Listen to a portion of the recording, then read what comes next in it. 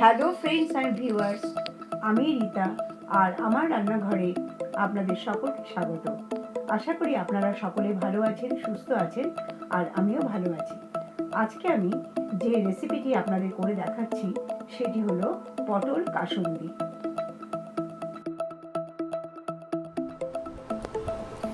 আমি 250 গ্রাম পটলকে এইভাবে খোসা ছাড়িয়ে লম্বা করে 4 টুকরো করে কেটে রেখেছি। একটা পাত্রে রেখেছি।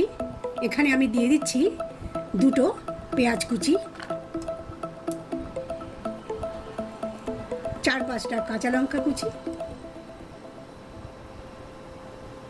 দিয়ে দিচ্ছি স্বাদ মতো লবণ, একটু লঙ্কার গুঁড়ো আর হলুদ গুঁড়ো, স্বাদ মতো চিনি, এটা আপনারা নিজেদের পছন্দ মতো দেবেন। দিয়ে দিচ্ছি দেখুন এই ছোট বাটিতে 1 বাটি কাসুন্দি, আর একটু জলে আমি কাসুন্দিটা পাতলা করে গুলে নিয়েছি।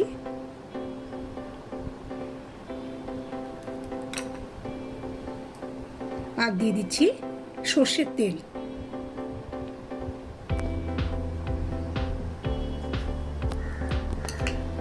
সমস্তটা আমি ভালো করে নাড়াচাড়া করে তারপরে হাত দিয়ে খুব ভালো করে মেখে নেব। এই রান্নাটায় একটু জলের ব্যবহার করব না, কারণ পেঁয়াজ আছে, পেঁয়াজ থেকে জল বেরোবে। তাছাড়া কাসুন্দি আমি সামান্য একটু জলে গুলেও রেখেছিলাম।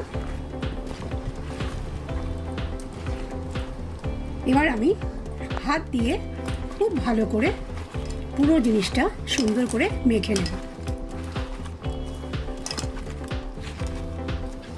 যত ভালো করে সুন্দর করে চটকে চটকে মাখবেন তত তাড়াতাড়ি পটলটা সেদ্ধ হবে। আর এই রান্নাটা একটু কচি পটল ব্যবহার করলে ভালো, তাহলে তাড়াতাড়ি সেদ্ধ হয়ে যাবে। এইভাবে আমি মেখে 5 মিনিটের জন্য রেখে দেব।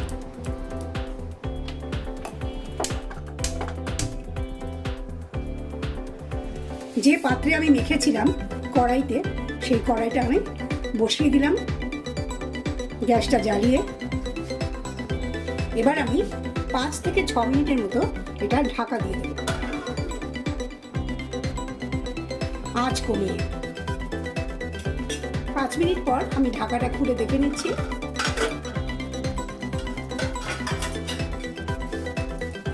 দেখুন পটল থেকেও জল বেরিয়েছে, পেঁয়াজের থেকেও জল বেরিয়েছে, আর আমি যে কাসুন্দি গোলাটা দিয়েছিলাম তার থেকে জল বেরিয়ে খুব সুন্দর পটল সেদ্ধ হয়ে আসছে। এতে আমি আর কিছুই দেব না। গ্যাসের আঁচটাও কিন্তু আমি বাড়াবো না। আমি আরও 3 মিনিটের মতো ঢাকা দেব, কারণ পটল সেদ্ধ হতে আর একটু দেরি আছে। আবার ঢেকে দিয়ে দিলাম। 3 মিনিট পর আমি আবার ঢাকনাটা সরিয়ে দিচ্ছি। খুব সুন্দর গন্ধ বেরোচ্ছে, খুব সুন্দর রং। অতি অবশ্যই ভালো লাগবে খেতে, এটা আমি গ্যারান্টি দিচ্ছি। আপনারা সবাই ট্রাই করবেন। যদি ভালো লাগে লাইক কমেন্ট করবেন, আর আপনাদের প্রিয় রিতার রান্নাঘরকে অবশ্যই সাবস্ক্রাইব করে নেবেন, যারা সাবস্ক্রাইব এখনো করেননি।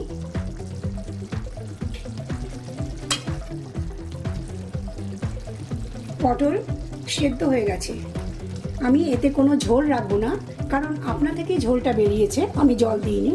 তাই আমি গ্যাসের ফ্লেমটা এতক্ষণ কিন্তু লো করেছিলাম, এখন একটু মিডিয়াম করে দিচ্ছি। মিডিয়াম করে এটা আমি শুকিয়ে নেব, আর আমি ঢাকা দেব না।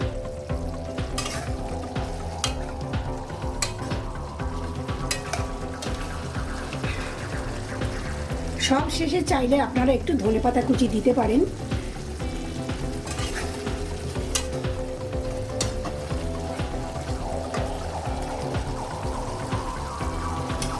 দু মিনিটের মতো এটা আমি মিডিয়াম ফ্লেমে রান্না করে নেব। জলটা শুকিয়ে যাবে, তৈরি হয়ে যাবে পটল কাসুন্দি।